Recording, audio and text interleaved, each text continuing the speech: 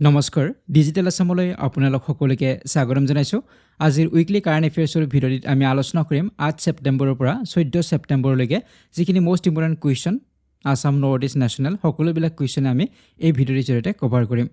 এইখিনিতে আপোনাক জনাব বিচাৰিছো যদি আপোনালোকে APS-C Assam TET Assam police এনে ধৰণৰ যিকোনো কম্পিটিটিভ এক্সাম আপোনালোকে প্ৰিপাৰেচন কৰি আছে কাৰেণ্ট এফেয়াৰ্ছৰ বাবে আপোনালোকে এই কোৰ্সটো ল'ব পাৰে ইয়াত আপোনালোকে 2023 ৰ পৰাই সকলোবিলাক কাৰেণ্ট এফেয়াৰ্ছে পাব 2024 লৈকে পাব আৰু এবছৰলৈকে ইয়াৰ আপডেট বিলাক আপোনালোকে পাই থাকিব আৰু ইয়াত আপোনালোকে ফ্ৰী মক টেষ্টও পাব প্ৰেক্টিছৰ বাবে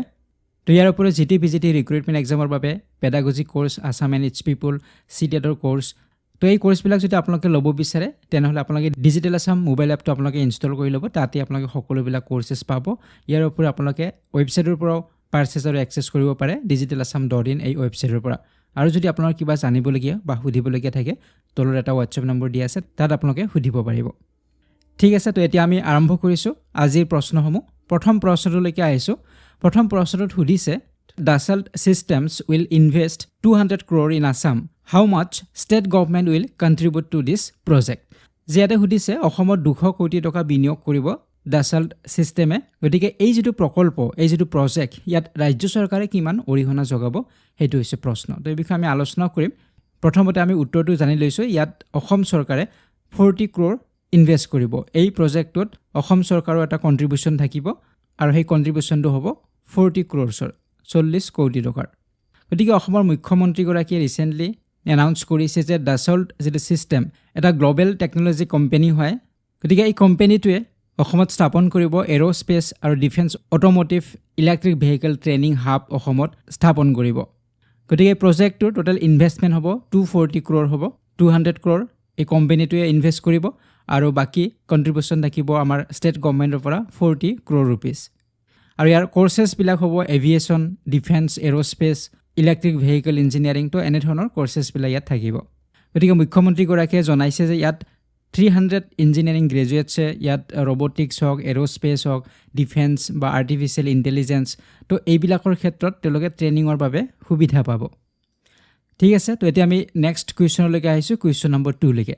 ইয়াতে সুধিছে high level committee constituted for implementation of clause 6 of Assam accord was headed by যে অসম চুক্তিৰ 6 নং দফা ৰূপায়ণৰ বাবে গঠন কৰা এখন উচ্চস্তৰীয় সমিতিৰ নেতৃত্বত কোন আছিল গতিকে এই প্ৰশ্নটো আমি এই কাৰণে আলোচনা কৰিব লাগিব যে ৰিসেন্টলি ঘোষণা কৰা হৈছে যে যি এখন কমিটি গঠন কৰা হৈছিল সেন্ট্ৰেল গভৰ্নমেন্টৰ দ্বাৰা সেই কমিটিখনে ইতিমধ্যে ৰিপৰ্ট দাখিল কৰিছে ক্লজ 6 ইমপ্লিমেন্ট কৰাৰ ক্ষেত্ৰত আৰু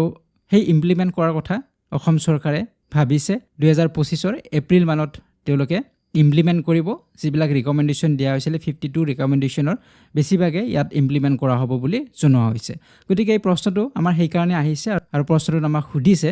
যে এই হাই লেভেল যিখন কমিটি গঠন কৰিছিল যিয়ে ৰিকমেন্ডেশন দিছিল ক্লজ 6 ইমপ্লিমেন্ট কৰাৰ ক্ষেত্ৰত তো সেই কমিটিখনৰ হেড কোন আছিল হেতু হৈছে আমাৰ প্ৰশ্ন উত্তৰ হ'ব option number B Biplab Kumar Sharma justice retired justice হয় তেখেত বিপ্লৱ কুমাৰ শৰ্মা ঠিক আছে তো এখন কমিটি এখন গঠন কৰা হৈছিল সেন্ট্ৰেল গভৰ্নমেন্টৰ জৰিয়তে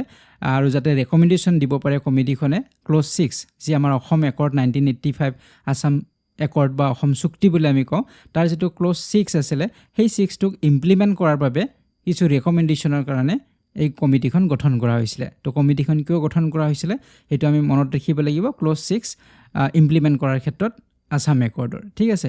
গতিকে এই কমিটিখনৰ যে হেড আছিল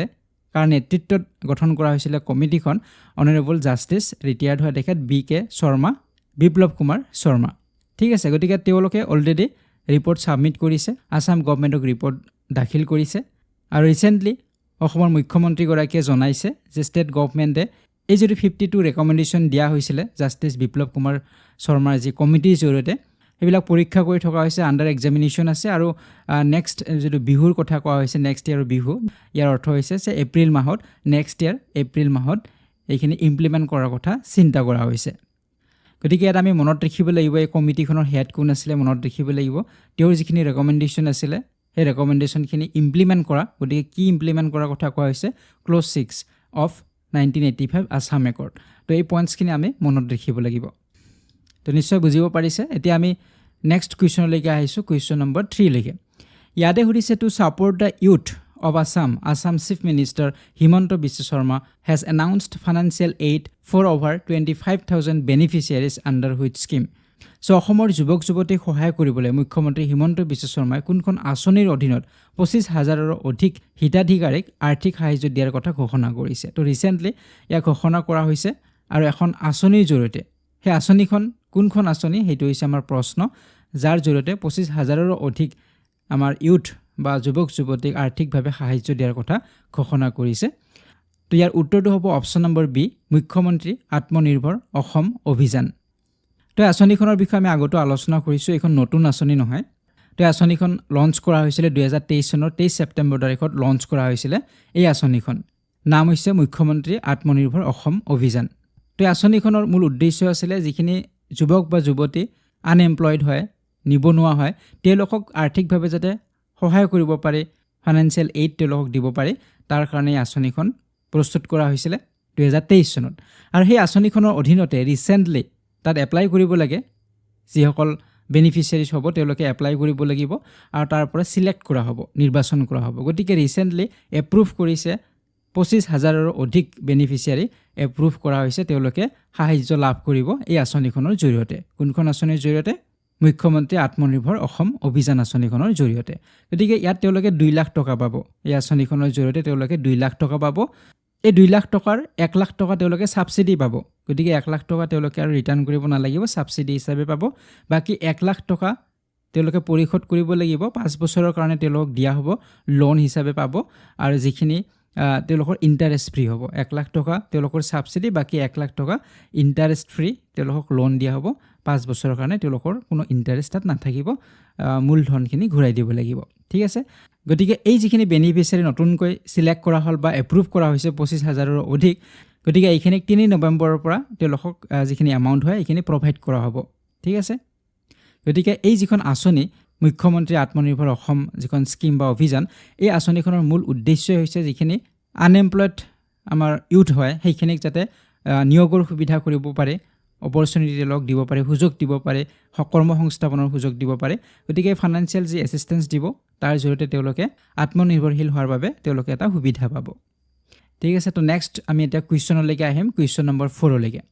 ইয়াতে সুধিছে recently new ginger species discovered in Meghalaya and Mizoram of Northeast. This species is popularly known as যে শেহতীয়াকৈ উত্তৰ পূৰ্বাঞ্চলৰ মেঘালয় আৰু মিজোৰামত নতুন আদাৰ প্ৰজাতিৰ আৱিষ্কাৰ হৈছে। এই প্ৰজাতিটোক জনপ্ৰিয়ভাৱে কি বুলি জনা যায়?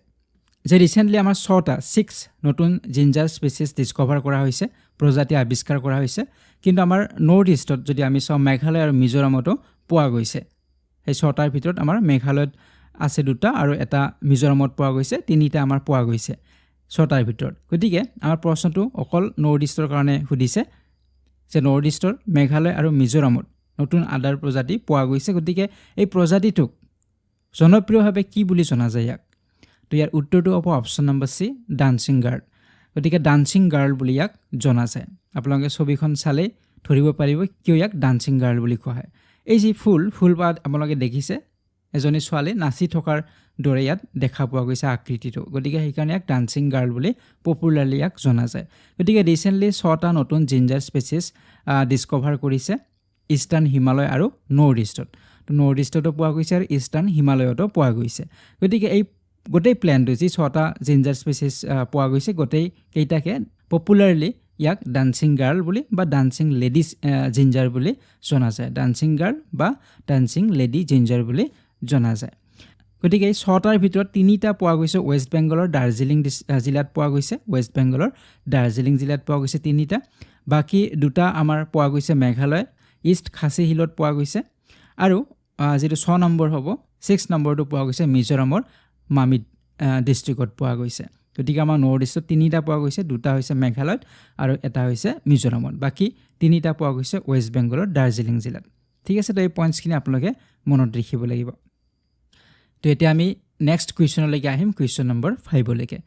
ইয়াতে সুধিছে what new name has been given to port Blair in Andaman and Nicobar island. যে আন্দামান আৰু নিকোবৰ দ্বীপপুঞ্জৰ পৰ্ট ব্লেয়াৰক কি নতুন নাম দিয়া হৈছে?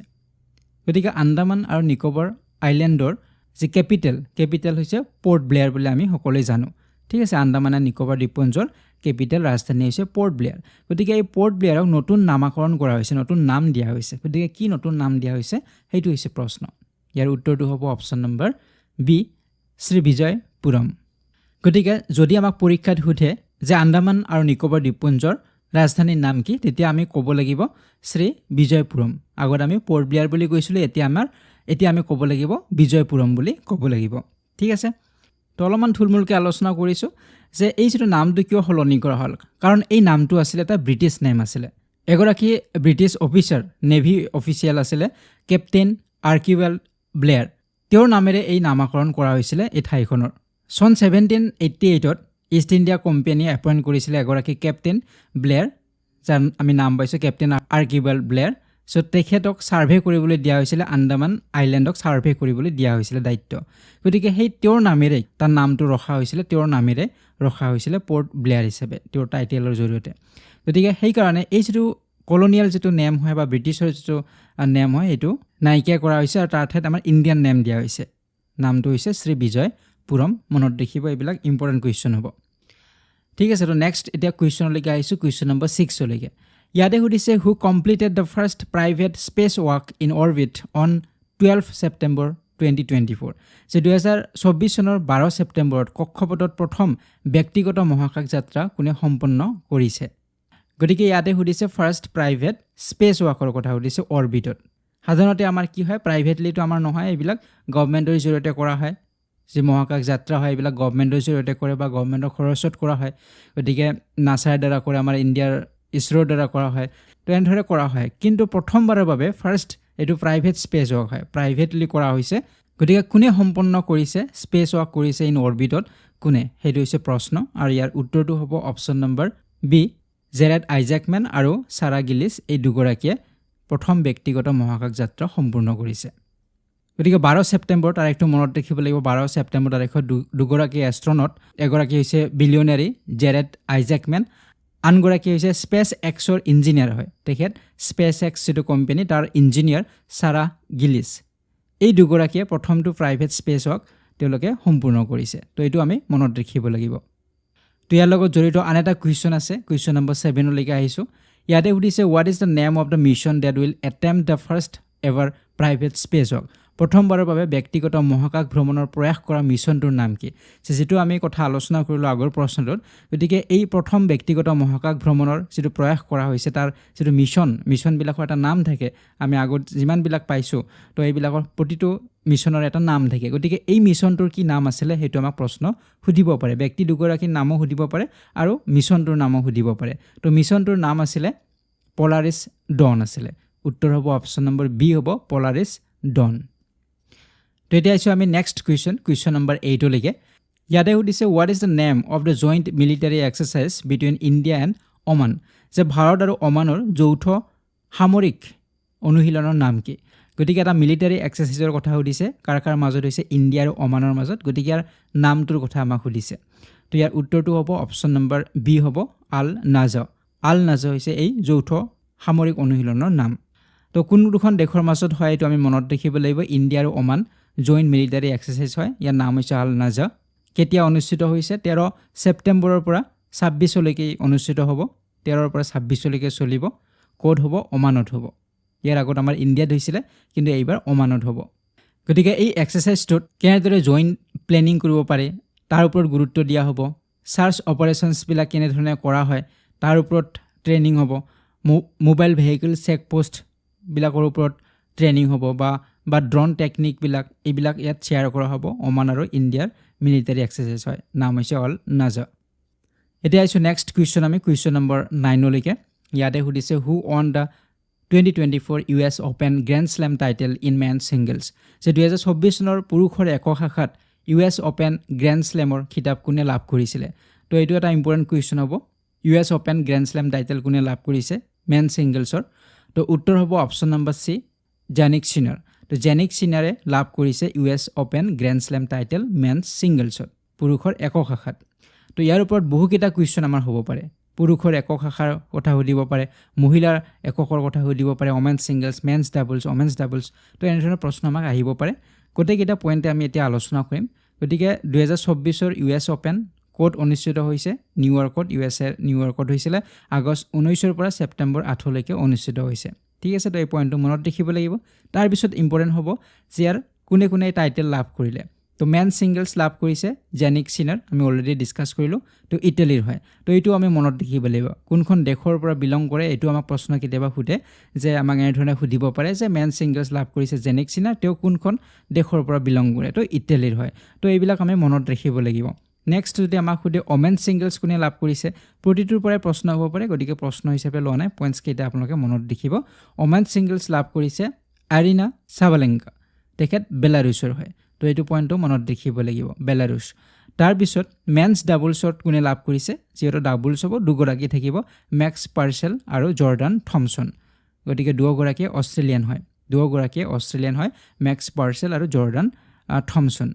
তাৰ পিছত ওমেন্স ডাবলছ কোনে লাভ কৰিছে লুইটমিলা কিচেনক তেখেত ইউক্ৰেইনৰ হয় আৰু তেওঁৰ পাৰ্টনাৰ গৰাকী আছিল জেলেনা অষ্টাপেংকো তেখেত লাটভিয়াৰ হয় ঠিক তেনেদৰে মিক্স ডাবলছত আছে সাৰা ইৰানী আৰু এন্ড্ৰিয়া বেবেছৰি দুগৰাকী ইটালীৰ হয় ঠিক আছে তো এই পইণ্টছখিনি আপোনালোকে মনত ৰাখিব লাগিব বিশেষকৈ মেন সিঙ্গলস ওমেন সিঙ্গলস যথেষ্ট ইম্পৰ্টেণ্ট হয় তো এতিয়া আমি নেক্সট কুৱেশ্যনলৈকে আহিম কুৱেশ্যন নম্বৰ 10 লৈকে ইয়াতে সুধিছে when is international literacy day celebrated annually যে প্ৰতি বছৰে কেতিয়া আন্তঃৰাষ্ট্ৰীয় সাক্ষৰতা দিৱস পালন কৰা হয় প্ৰতি বছৰে পালন কৰা হয় ইণ্টাৰনেশ্যনেল লিটাৰেচি ডে কিমান তাৰিখত পালন কৰা হয় সেইটো হৈছে প্ৰশ্ন আৰু ইয়াৰ উত্তৰটো হ'ব অপশ্যন নম্বৰ বি ছেপ্টেম্বৰ 8 গতিকে প্ৰতি বছৰে 8 ছেপ্টেম্বৰ তাৰিখত পালন কৰা হয় ইণ্টাৰনেশ্যনেল লিটাৰেচি ডে আৰু এই দিৱসটো কিয় সেলিব্ৰেট কৰা হয় এটা এৱাৰনেছৰ বাবে এটা সজাগতাৰ বাবে যে লিটাৰেচিৰ কিমান ইম্পৰ্টেন্স হয় সাক্ষৰতাৰ কিমান প্ৰয়োজনীয় হয় বা হেয়া যে আমাৰ মানুহৰ এটা ফান্ডামেন্টাল ৰাইটছ হয়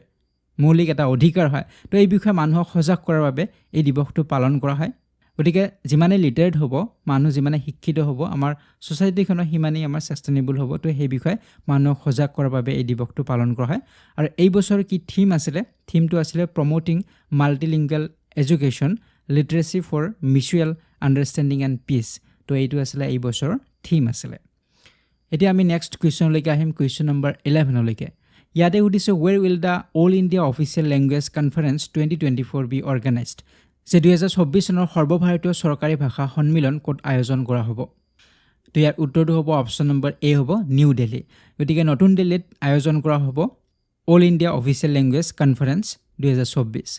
গতিকে ডিপাৰ্টমেণ্ট অফ অফিচিয়েল লেংগুৱেজে অৰ্গেনাইজ কৰিব 4th অখিল ভাৰতীয় ৰাজভাষা সন্মিলন অখিল ভাৰতীয় ৰাজভাষা সন্মিলন এনেধৰণে আমাক প্ৰশ্ন সুধিব পাৰে যে 4th অখিল ভাৰতীয় ৰাজভাষা সন্মিলন ক'ত আয়োজন কৰা হ'ব নিউ দিল্লীৰ ভাৰত মণ্ডপমত আয়োজন কৰা হ'ব 14-15 ছেপ্টেম্বৰ তাৰিখত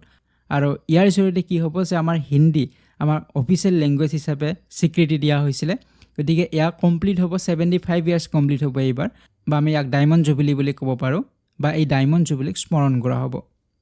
তো ইয়াৰ লগত জড়িত আন কিছু কুৱেশ্যন আছে সেইখিনি আমি এতিয়া ডিসকাস কৰিম 12 নম্বৰ কুৱেশ্যনটো লিখা আহিছো ইয়াতে আমাক সুধিব পাৰে যে recently in which day Hindi দিৱস was celebrated গতিকে হেউতাকৈ কোনটো দিনত হিন্দী দিৱস পালন কৰা হৈছে